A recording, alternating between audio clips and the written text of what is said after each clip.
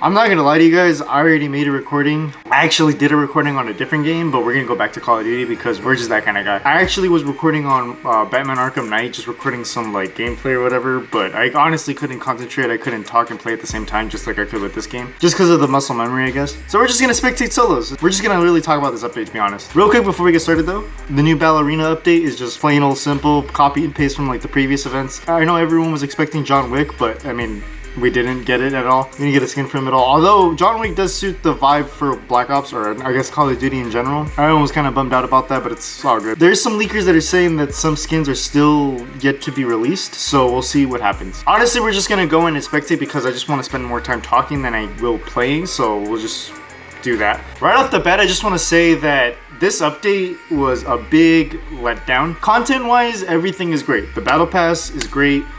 The new maps are kind of mediocre. I think the only one I really don't like is that submarine one where you're in that base.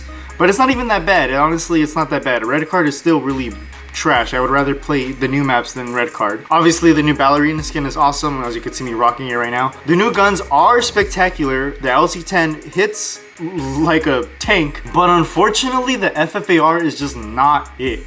I don't know what it is. Maybe I just suck. I know a lot of people make like shorts and TikToks saying that the new FFAR is meta. Honestly, I've used it in Warzone. I've used it even in zombies, I'm gonna be honest, and multiplayer, and it's just bad across the board. I don't know what it is. I just can't hit with it. I don't know what it is. The LC-10 is remarkable. Every time I use the FFAR, I feel like I'm getting outgunned by guns that were already in the game since day one, like the XM4, the Amos, the GPR.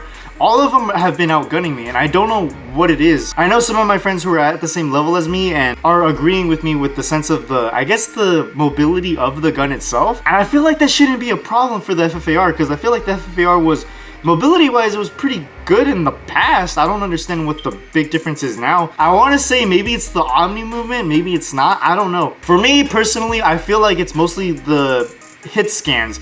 I feel like every time I'm hitting shots, I feel like I'm hitting too many before it takes to kill somebody. I understand that FFAR has been known to have high recoil and low damage. Or sorry, high rate of fire and low damage. I feel like there's no good medium where you could eliminate someone at a good enough speed but not take forever to shoot, if that makes sense.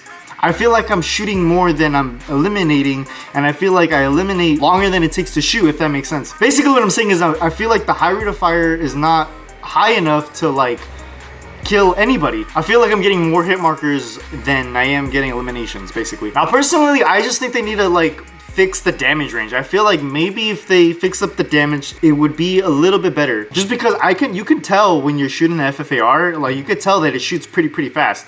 So the fact that it takes too long to eliminate somebody is just like garbage. Like I feel like it should be at an equal like pace. Like I feel like it should have a nice medium in between, especially at longer distances, because at longer distances, if you have a high rate of fire, you should be eliminating them faster, you know? Especially that gun hits home a little too much just because of the original Black Ops.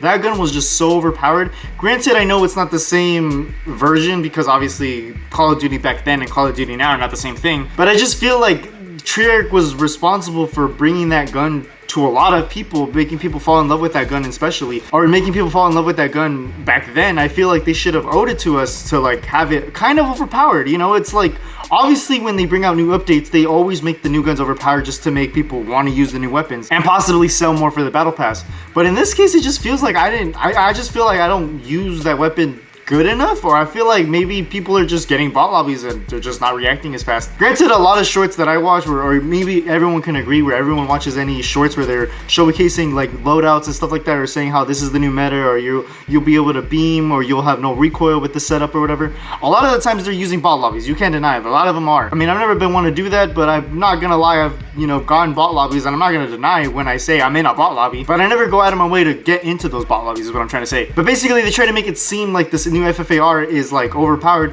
when in reality I feel like it's not. I mean, a lot of my friends can agree it is not as good as it was back, not even in Cold War. Cold War was like way overpowered. However, the way they justified it was it had a high recoil, good enough damage, but it had high rate of fire, high damage, but it had a very nasty recoil. When it first dropped, it had high rate of fire and high damage, but no recoil whatsoever. And the way they nerfed it was they had everything the same, I think, and then they just made the recoil really, really high. So if you really wanted to like eliminate someone really, really fast, you had to really hold down your shots and control that recoil really, really good. I feel like maybe they could have given us the same thing where it was high rate of fire, high damage, no recoil, just for like the first, I guess, like little update, I guess, and then maybe nerf it harder with like high recoil. It just reminds me of the SOA. The SOA Subverter from Modern Warfare 3 was like one of my favorite battle rifles, and if you guys watch some of my videos, I even used it in zombies a lot. I used the heck out of that because that gun was just so good. A lot of my gunfights were just from a distance, like shooting far,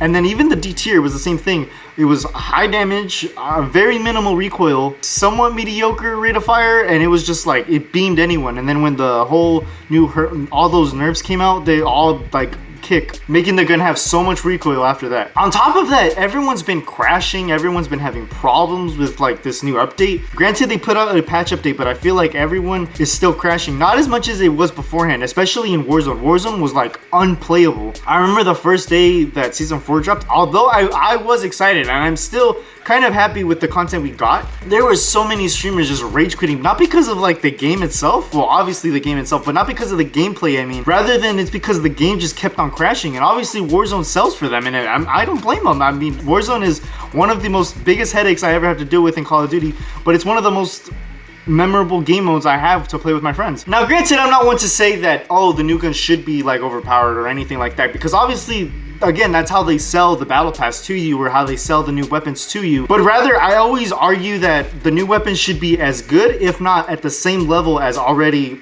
weapons in the game. That way, if it's available to you, you can use it and it won't feel bad because it's just as good as any other weapon that was already in the game. Whereas anybody that doesn't use it or doesn't have the privilege to use it won't feel as bad because it's not as good as anything they already own. That's just my argument. I know people always like the new weapons being overpowered just to like make it like seem new and seem fresh. I don't blame that perspective either, because I obviously still use them. I try to use them now that I'm updated with the game. I try to play the game up to date, especially since now I have all the mastery camos, or not all the mastery camos, but all the ones that I wanted to get. That every time a new weapon drops, I can just proceed to grinding that camo or whatever. Even though most of the time it's Nebula, I never go for Dark Matter right away. Mainly because I try not to touch multiplayer as much. Warzone is already stressful. I'd rather win in Warzone than multiplayer, to be honest. That's not to say I won't get Dark Matter. I just won't have it on the top of my priority list. And plus, it's more stress-free when I'm leveling up my gun in zombies than I am in multiplayer or even Warzone, which takes more longer than anything. He's using the Lodger, which also, the Lodger has been still good even though when it came out. Even though I guess they might have nerfed it. I actually haven't looked at the patch notes yet, but I feel like maybe they didn't even touch this gun at all. I know the XM4 right now is really nasty. I've been using it a lot lately just to cope with the fact that the FFAR isn't as good anymore. But yeah, I'm honestly just venting. I know I don't really like make videos like this. I usually vent in like commentary videos, but in this case I just wanted to make a face cam video just to show, just to put in the effort, I guess. I know I'm basically pulling a FaZe Jeff, but FaZe Jeff goes to Verdansk versus where I am going to Rebirth basically. But yeah, I just wanted to put in my 2 cents over this update. I know it's not like something I normally do, but I just wanted to speak my perspective on it. I am not like with this new update. I know I was like honeymooned in that, oh, he got down. I know I was honeymooned in that first couple of days just when the battle pass came out, but as soon as I was done making that video, literally everything went to complete garbage. All my Warzone matches were just literally me getting a dev error or getting like a game crash. Every time I tried to play with my friends, all of them got like disconnected and everything, so it was terrible. And on top of that, some of it even affected like multiplayer and zombies, which is worse because that should not be affected at all. Let's actually leave this match actually. Oh yeah, one more thing. Every time you get a battle pass token finished, you get that like pop-up like 7 times before it goes away, even though you only got like 1 item, and it's making it seem like you got like a bunch of items unlocked. It is so annoying, and it's the noise it makes is so loud. I know many people who are like complaining about that, and it's horrible. Like I know I'm happy that I'm completing the battle pass, but I have never wanted to complete a battle pass so much just because of those pop-ups. Back then it was only once and it would go away. Now it pops up like 7, 10, 30 times before it reminds you, hey, you got a battle pass token unlocked. And it's like, bro, I don't need to be told 30 times. Anyways, I'm done talking. God bless you guys. I'll see you in the next one.